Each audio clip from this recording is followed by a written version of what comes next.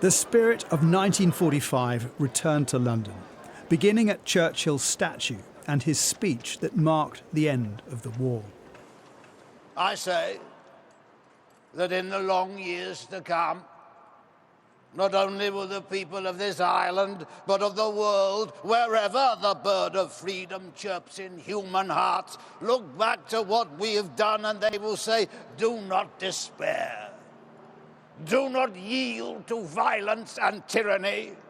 March straight forward and die, if need be, unconquered.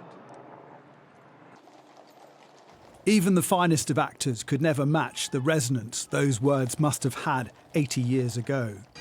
And a spectacular military parade could never capture how it must have felt when crowds poured into these streets to celebrate the war's end. But 1,300 service personnel certainly put on a show.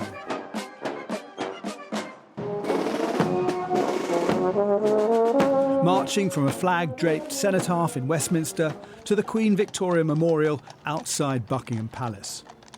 Greeted by the royal household, senior politicians, veterans of the war, and a salute from the King.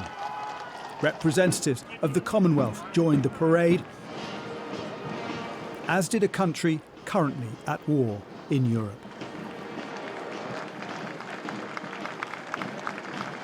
The living memory of World War II is fading, but ahead of the parade, one of those preparing to lead it said this moment in history should always be remembered.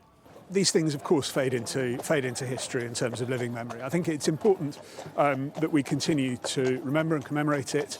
I suspect we probably won't do so on the same scale or in the same ways. But as we saw with the centenary of the First World War, there is always the need to educate new generations as to how we've got to where we are today.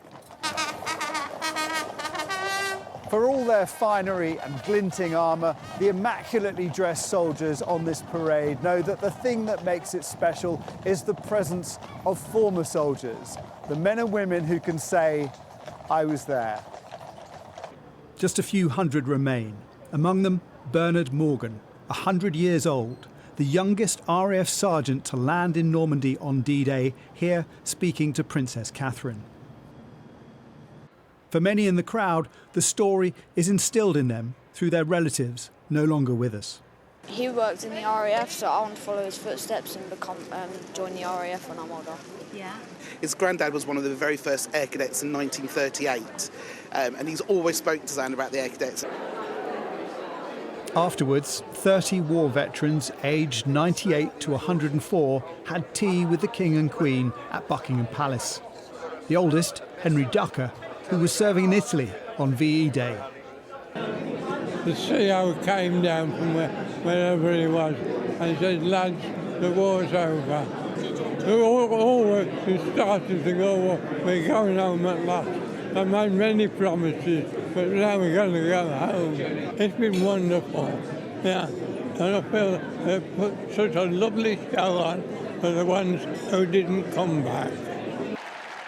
It's the first landmark VE Day, where no one on this balcony was there in 1945, waving to the crowds.